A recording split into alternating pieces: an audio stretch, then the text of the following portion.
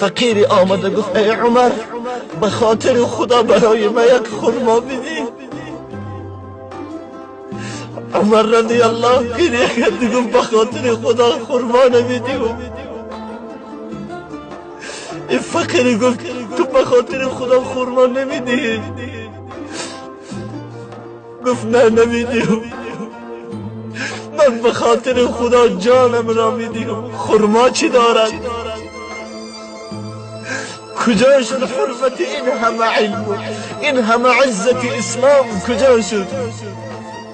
ما نخواه به خاطر خدا وقتی یک فقیر دری خانه ما می بیاد و دری ما رو می کبد یک جوگی بچه هک، یا دری آشخانه ما می بیاد، دری یک رستوران ما می بیاد، ما رئیس یا رستوران هستیم، دری ما رو می کبد یا از آینه نظر می کند، ما نخواه او رو نگیریم در آغوش نگیریم. نخواه به خاطر الله درو یک غذا ندهیم برای او یک لباسی نخریم. رسول خدا صلی الله علیه و سلم فقیر بودن.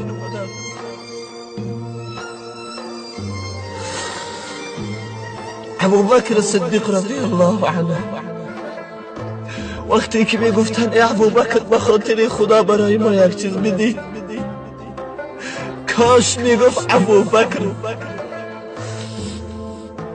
مالی فراوانی از این داشت که به خاطر الله همش را میداد. ولی ببینید که امروز اگر به مغازه ما یک نفر بیاید و بگد به خاطر الله یک درهم برای ما بده، جان ما میبراید. ما یک بار اندیشه بکنیم که خدا به ما چشم داد، نگفت که بنده من در تو چشم دادم و من اینقدر مبلغ بده، ولی ما چرا برای خدا نمیدهیم؟ اگر که یک دختر بیاید یک ماشین فسان داره، یک جوان ماشین فسان دارد، ماشین پیش بازار داره، اگر داره یک طفله کبینه یا یک مسافیده کبینه ماشینش من کنه نمیسته. خدایی نکرده یک دختر عریان ببینه ماشین زمین میکنه و همه دختر میشنانه، و اگر دختر مبلغش بتیه مبلغی او رو نمیگیره.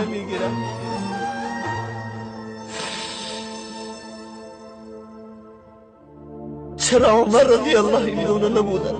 چرا ابوبکر این گونه نبودن؟ تو امتی چه کسی هستی میدانی؟ امتی همون شخصیتی که روز رسول خدا صلی الله علیه و سلم در دست مبارک خرمایی داشتن، خرمایی دست مبارک داشتن، گرسنه بودن. چند نفری آمدن از صحابگان که ما گرسنه هستیم. رسول